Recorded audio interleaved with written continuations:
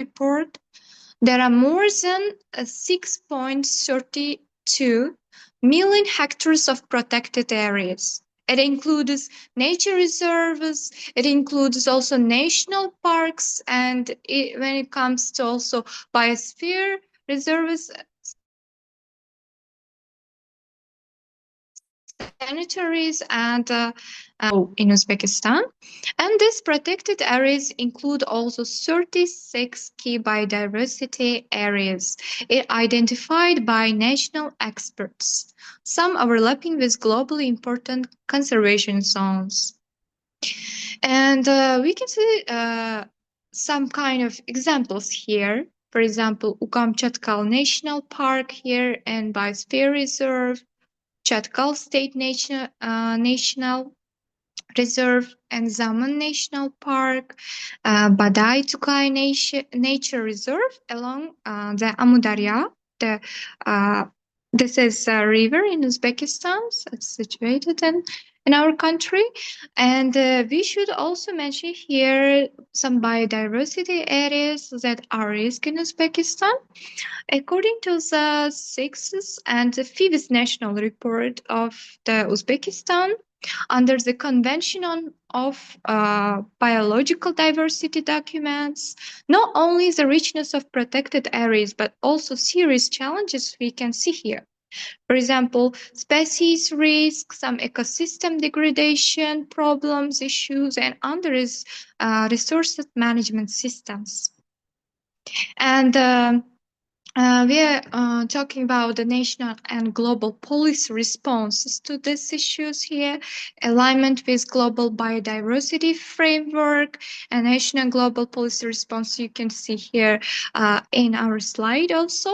Uzbekistan has formally committed to aligning its national biodiversity policy with the Kunming-Montreal Global Biodiversity Framework. It's called such kind of a framework. It's GBF. And it's also adopted by more of the countries in this world.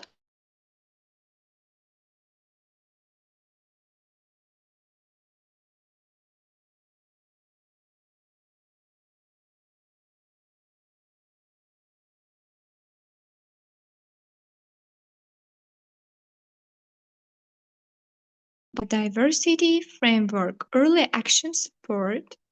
It's called GBF EAS program in Tashkent.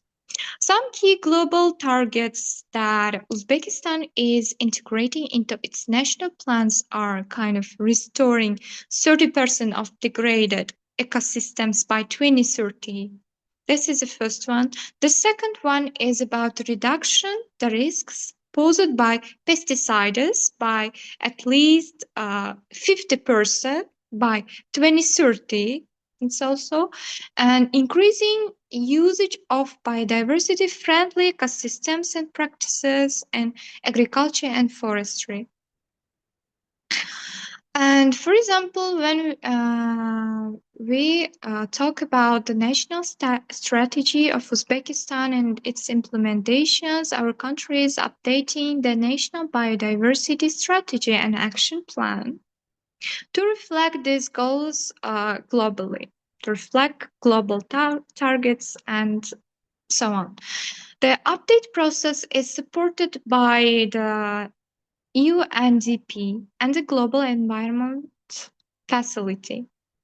From November 2024 to July 2027, Uzbekistan is implementing a UNDP GEF to revise its kind of plan and prepare the seventh national report under the Convention of Biological Diversity.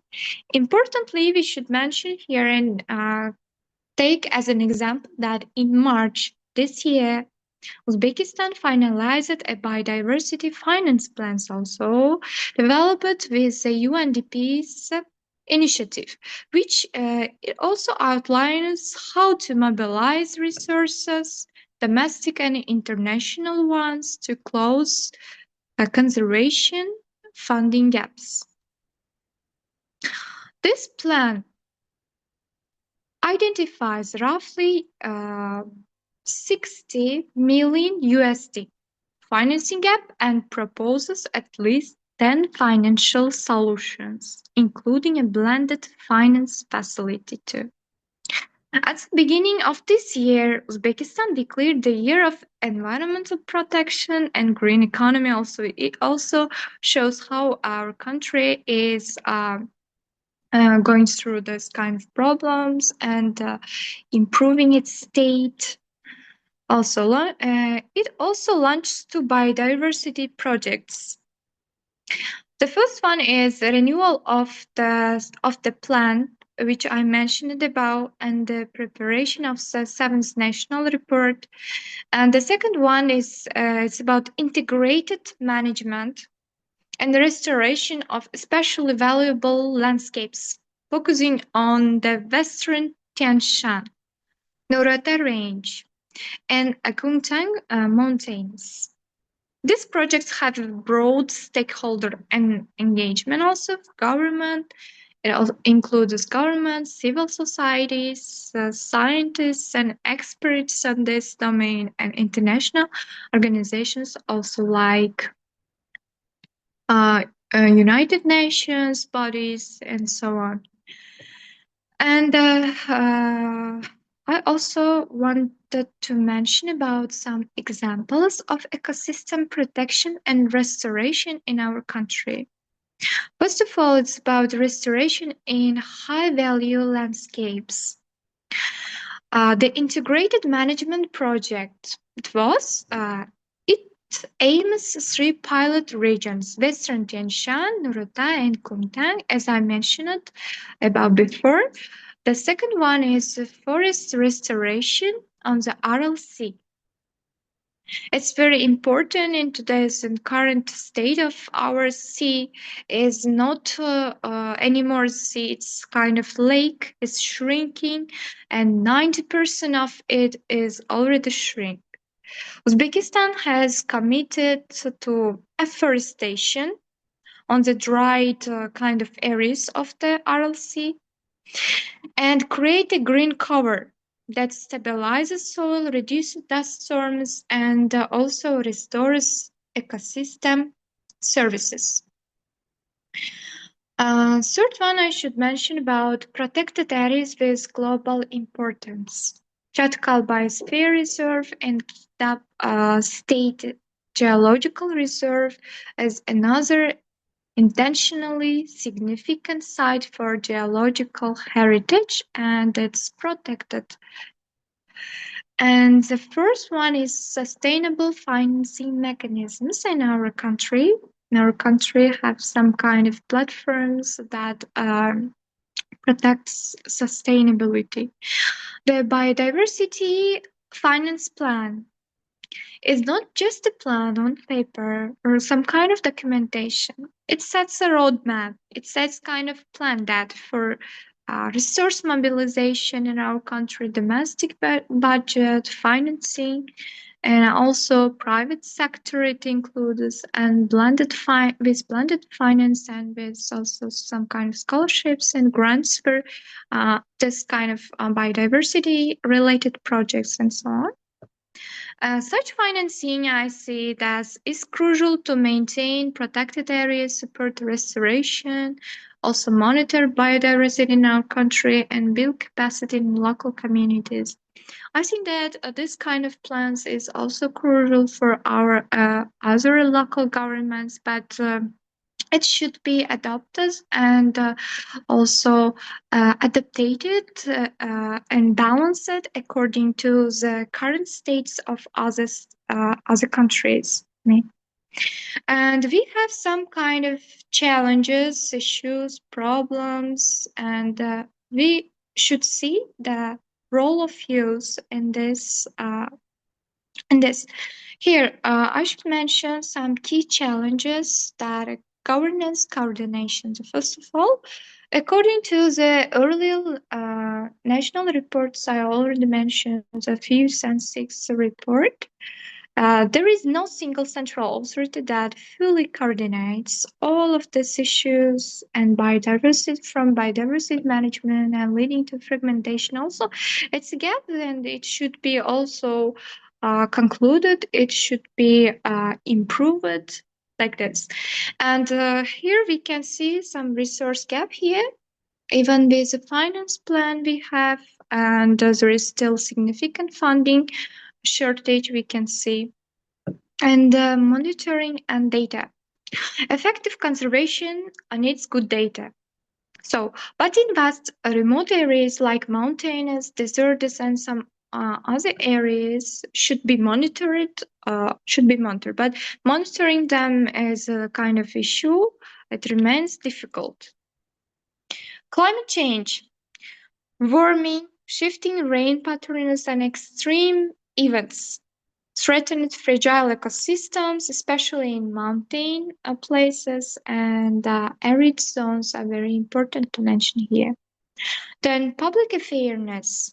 For policies to be implemented, we should also aware all the people to engage, to collaborate, and to follow these patterns, and our citizens also not just as a national commitment, but it should be in their daily lives and daily course, maybe tasks, responsibility it should be.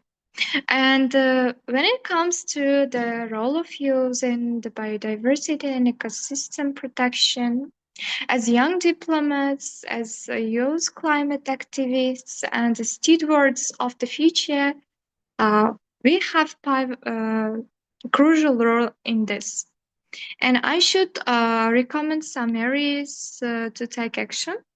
This, first of all, it's about advocacy and awareness, first of all.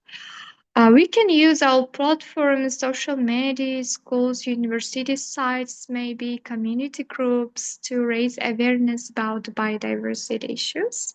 For example, highlighting local species in our region where we live.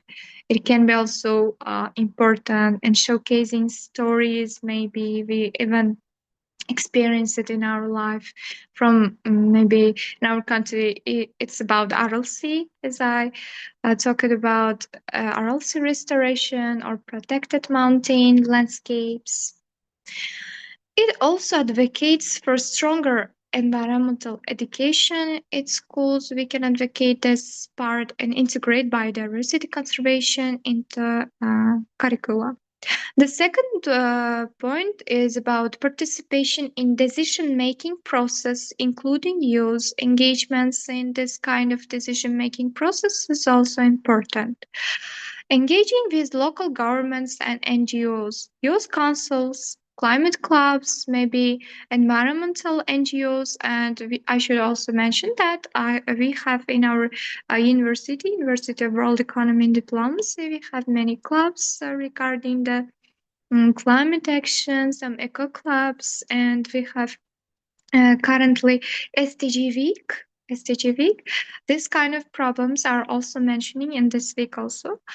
And environmental NGOs also can collaborate with ministries to provide input to our plan, government plan I mentioned. And participating in public consultation process, especially as Uzbekistan revises its strategy and updates its national report.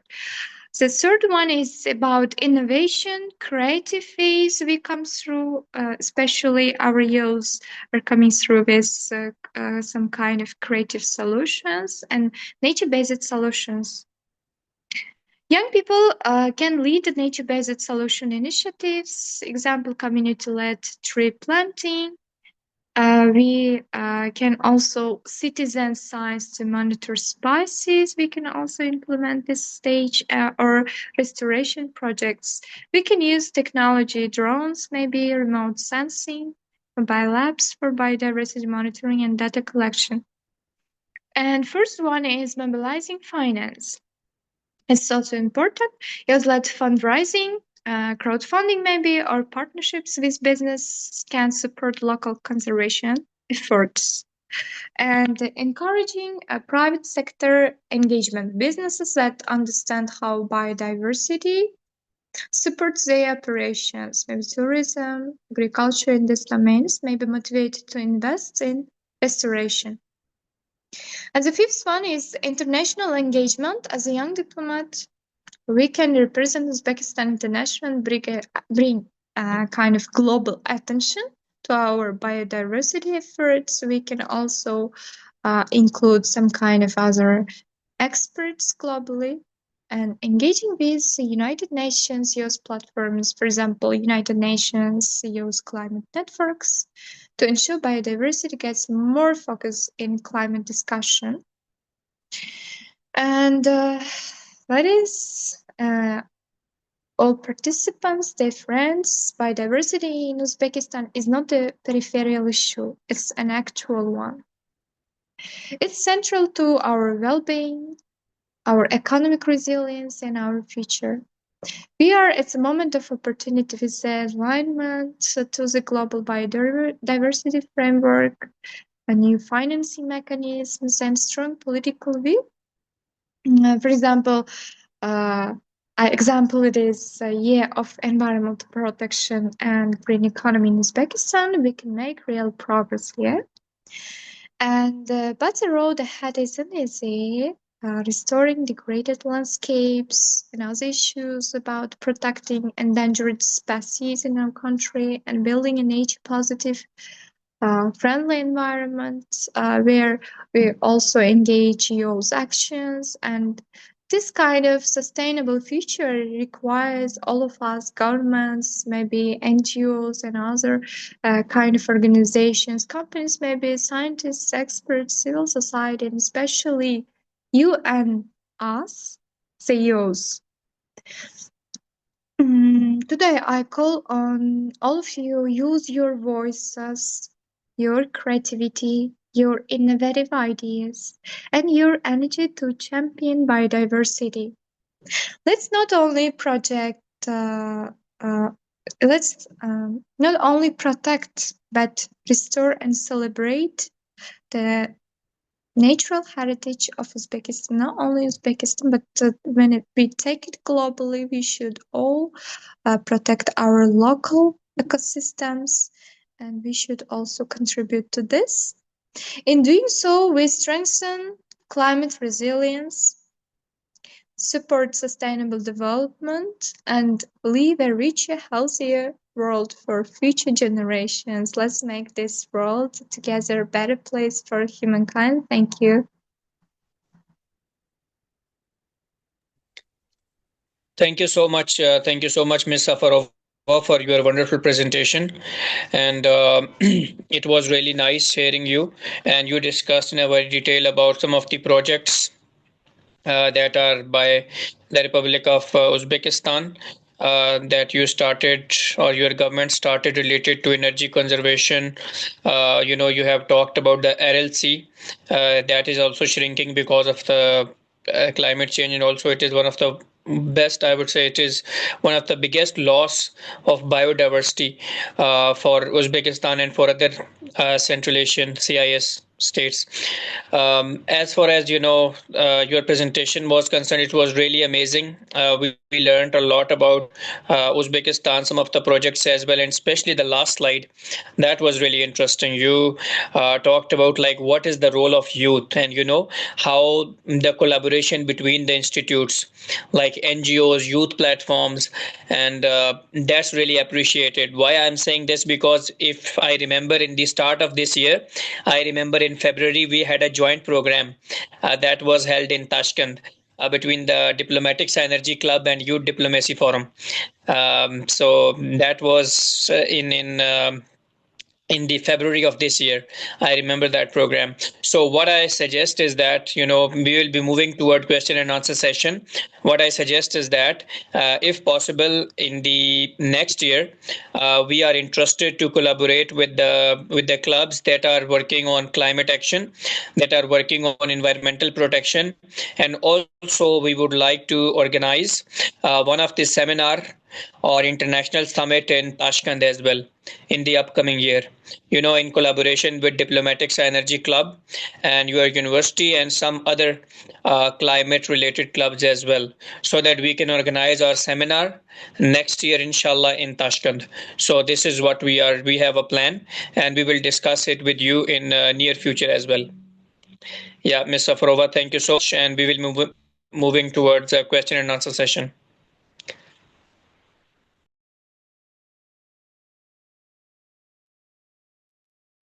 Anyone would like to ask any question?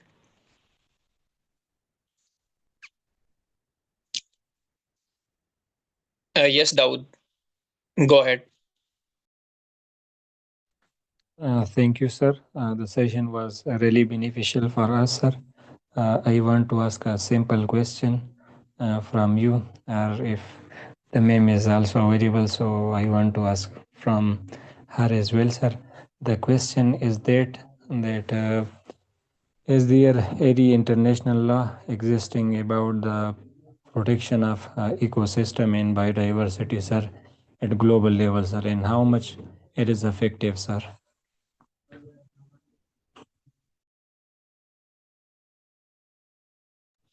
Yeah, Dawood, thank you I so much can, because I am not expert on that. Yes, Miss Safarova, would you like to say something? Like, is yes, there? Yeah. uh, we can see here some kind of conventions, but not laws. But in conventions, you can see some kind of rules here. In 1992, there was kind of convention on biological diversity. The central legal instrument it considers us in global biodiversity governance, and it includes also the states. Here we can see main pillars of this. It's about conservation of biodiversity. It's about sustainable use of its components, and the third one is about fair and equitable sharing of benefits. And here also other some kind of protocols we should mention. It's about the Cartagena Protocol on biosafety. In 2000s, it's adopted. This protocol is main focuses of this protocol is about regulation of transboundary movement of living modified organisms. And the Nagoya Protocol is also important to mention. It's in 2010. It's another protocol focuses on access and benefit sharing. And here are many protocols. When I was searching some information about biodiversity, I found a lot of protocols and conventions. For example, Convention on International Trade in Endangered Species and Ramsar Convention on Wetlands, and many more. We can count many. And we should also mention here about United Nations Sustainable Development Goals, SDGs. They are kind of documentation and kind of roadmap for us to take action.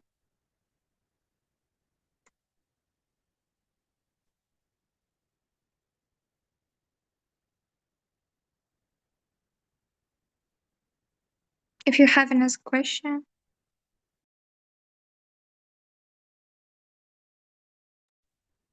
Sorry, Miss Safarova, your mic is muted. Uh, is it audible now? Can you hear me Yeah, yeah. now? Now you are audible. Yeah, yeah. Yeah, yeah. Uh, Go ahead. I count I counted many protocols. Was it hearable or not? Yeah, yeah, we got it, and we got it, and also thank you so much. I would like to highlight one of the important protocol, that is Kunming Montreal Global Biodiversity Framework. You also mentioned that as well with respect to Uzbekistan. That framework was adopted in 2022, and it will end in 2030. So that is basically adopted at COP 15 of the Convention on Biological Diversity, CBD. Okay, okay, in December 2022, and it replaced the earlier, which you mentioned, the Aichi biodiversity targets that were from 2010 to 2020. So this is adopted again from 2022 till 2030. So this is basically a global roadmap to halt and reverse the biodiversity losses by 2030 and achieving, they have the slogan that is living in harmony with nature, and they want to adopt this, or they want to adopt this by 2050. So they have basically the four goals, four goals. Goal 1, goal A is to protect and restore the biodiversity, that is to reduce the extinction rate, to safeguard the genetic diversity, and to restore the degraded ecosystems. Then the goal B is the sustainable use. So in sustainable use, there is ensurement or ensuring the biodiversity contributes to people's well-being and sustainable development. Then there is a goal C that talks about fair and equitable benefit sharing. Ms. Safarova, you also mentioned about fairness and equitable balance in the sharing. That strengthens the access and benefit sharing, including digital sequence information. Then there is a goal D as well, that is close the funding gap. Because in your presentation as well, you mentioned the funding gap. Why to close the funding gap? Because it increases the biodiversity finance from all resources, and it also phase out the harmful subsidies. So that is basically adopted. There are a lot of information about that, but just a basic or information about this protocol, which is currently applicable and it will be by 2050. Yeah. Any other question? Um, yes, I want to ask. Yeah, Can please. as being student of international relation, this question really came in my mind, and I really want to know that when we analyze the international system, we have seen that the countries. It's true that they depend on each other for we can say clean water, air, and healthy ecosystem. But my question is that how can the international community work together more fairly and effectively to protect the biodiversity? Because we have seen that when it comes to powerful state, they often put their national interest and goals above all the global environmental needs. That how can they work together effectively to protect the biodiversity? Thank you.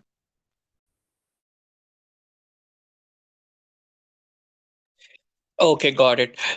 So, Ms. Safarova, would you like to add something into it, or should I answer? Yes, sure. Yeah, and the question was about when we analyze international system, states are interdependent to each other. They are not depend.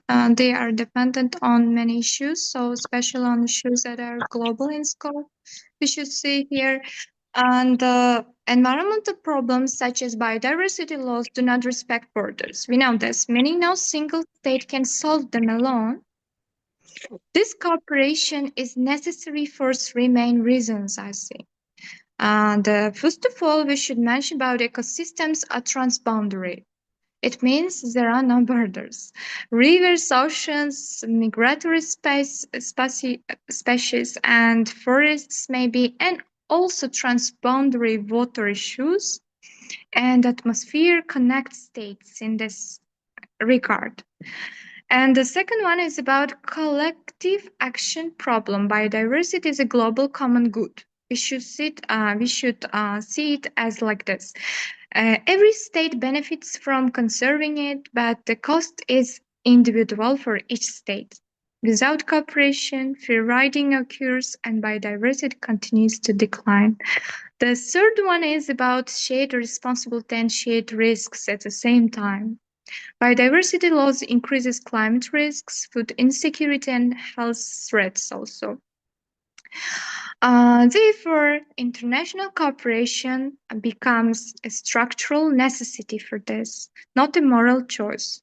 This is why states create international laws, as we mentioned, about some protocols, some frameworks, some action plans, and other states are also joining in. They are also adopting some procedures to work together. Treaties and institutions such as the Convention of Biological Diversity, cities, and Ramsar Convention, as I mentioned, and these legal frameworks formalize cooperation and help states coordinate its policies uh, and share resources together, monitor compliance, and collectively protect global biodiversity in peace.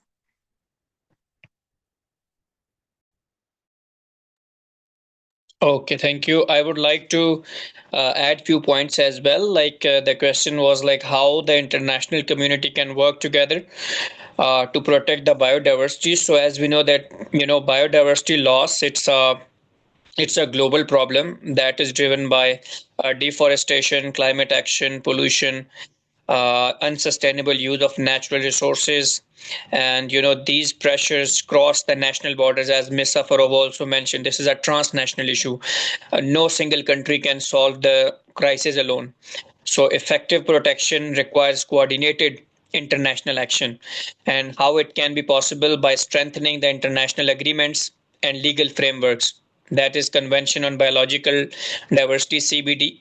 Then we have Kunming Montreal Global Biodiversity Framework, that is 2022 till 2030. There are other global agreements as well, like CITES, CITES, that basically regulates the international trade in endangered species. It was also mentioned in the presentation of Ms. Safarova as well.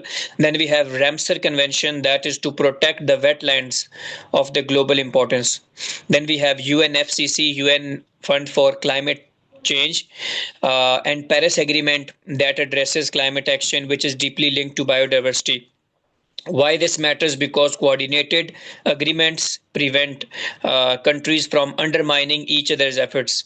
For example, wildlife trade controls and all these things. Then we have transboundary conservation, regional cooperation. Many ecosystems span national borders like the Amazon, Serengeti, Himalayas, Mekong River, and African Great Lakes. So countries can work together to create a transboundary protected areas. For example, peace parks in southern Africa, restored shared ecosystems. For example, coral reefs, migratory bird routes. So and also jointly managing the rivers, forests, and oceans. Also coordinated policies on illegal logging, mining, fishing, and land conversion. What are the benefits? We can get benefits as well, like our ecosystems will remain intact, and also there will be species can move freely across the borders. Also, there is a global financing as well, resource mobilization. Also, the strong coordination is needed from all the parties. I mean, when there will be a coordination among the countries, neighboring countries, then there will be also a mechanism for that will define the financing and also the resource mobilization. That will also be depending on the equitable share. That will be depending on the country's economy and all other aspects as well. Then the last point I would like to highlight is that science, technology, and data sharing. Why data sharing is important? Because countries can cooperate through joint research programs, shared databases on species distribution, genetics, and ecosystems.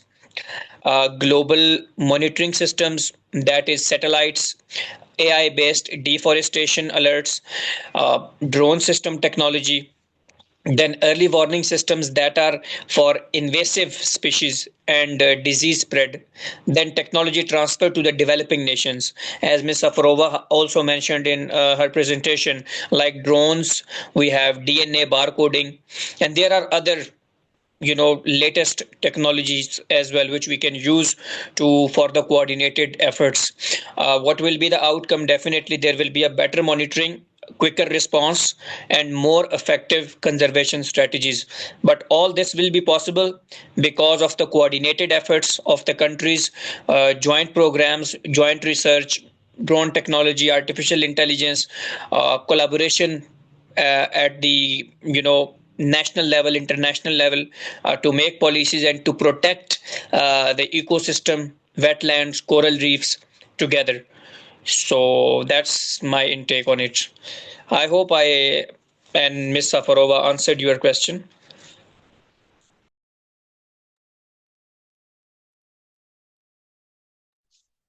Do we have any other question? Yes, sir. Yeah, please, Wasim, go ahead. Yes, sir. First of all, I am very glad to attend such kind of the lectures, very informative lectures. And I want to ask just a simple question that we have heard about the extinction of the species, like thousands of the water species are under the risk of extinction. So, what are the major causes of these kind of the extinctions, and what steps should we take to lead some kind of protection towards it?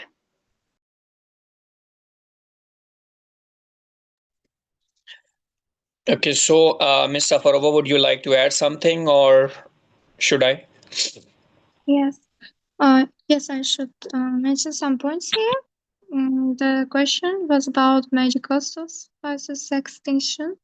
Here, species extinction creates ecological, not only ecological, economic and social security costs here.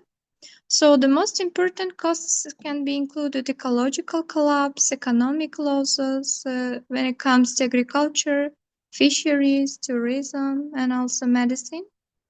And extinction also reduces food production, fisheries income, tourism revenues, and pharmaceutical potential. And according to some reports by the World Bank, it estimates that biodiversity loss could reduce global GDP by 2.7 trillion USD dollars annually by 2030. It's also about food security risks. About 75% of global crops, depend partly on pollination.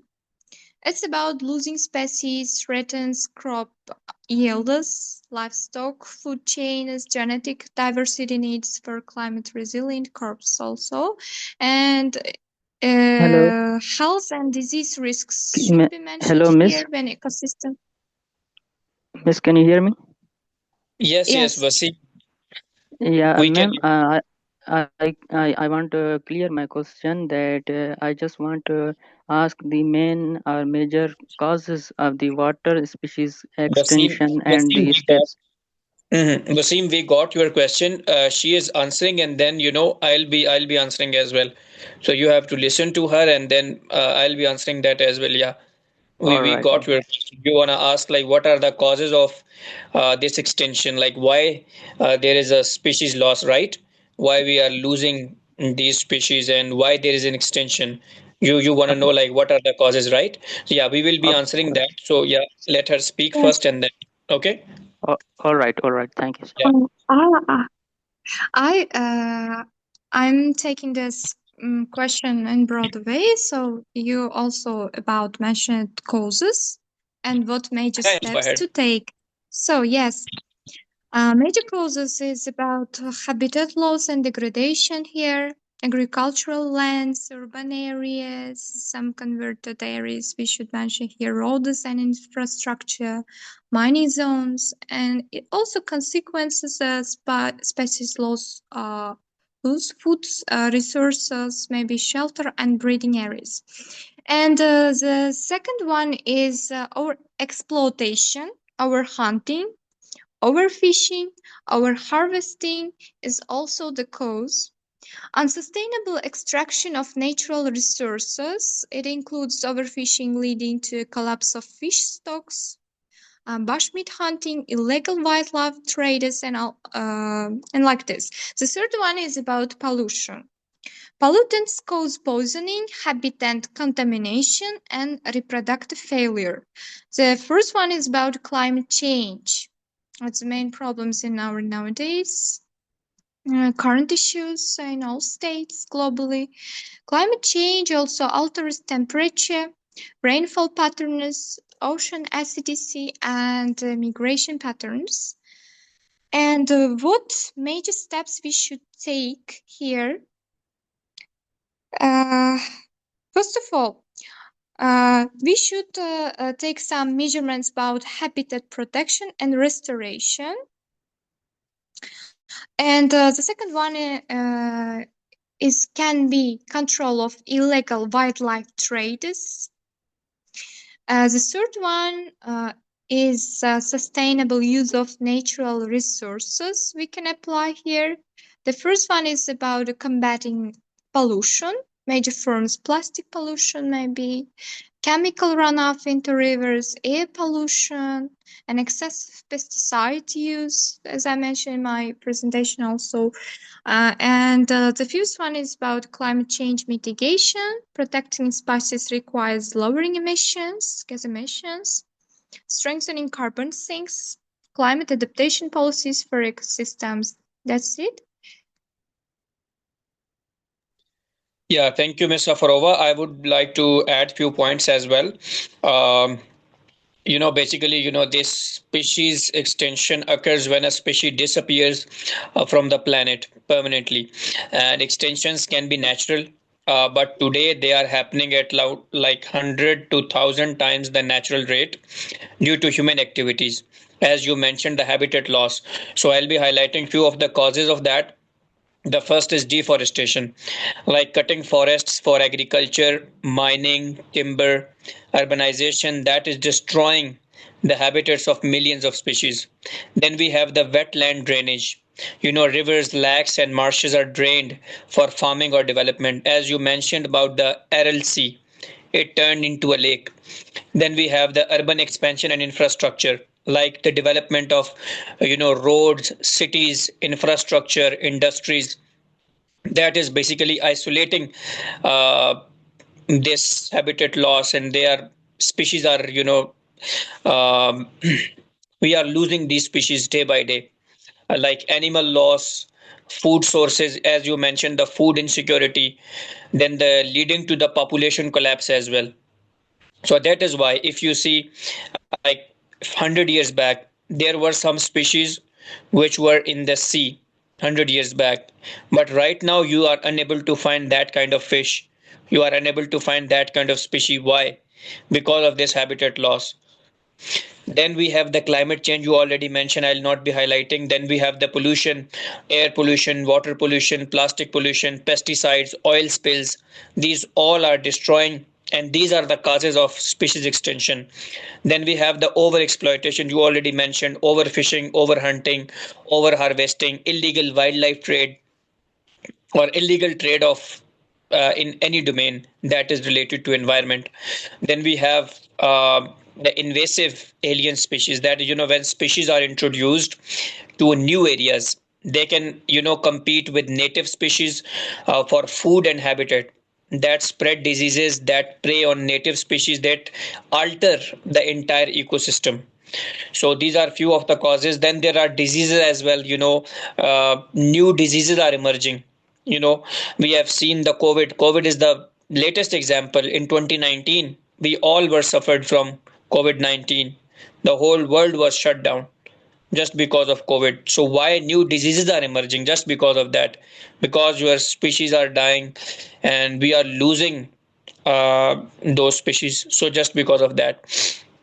So I mean, these are few of the causes. There are many others as well, which we need to talk about it, and we need to discuss as well. But as this is a very small discussion or small session, so we cannot cover all of them. But definitely, these were some of the causes of species extinction. I hope your answer is questioned. Yes, Basim. Yes, sir. And what do you think about these steps? What should we take about it? So, as far as what steps can be taken at like youth level or government level, or like at which level?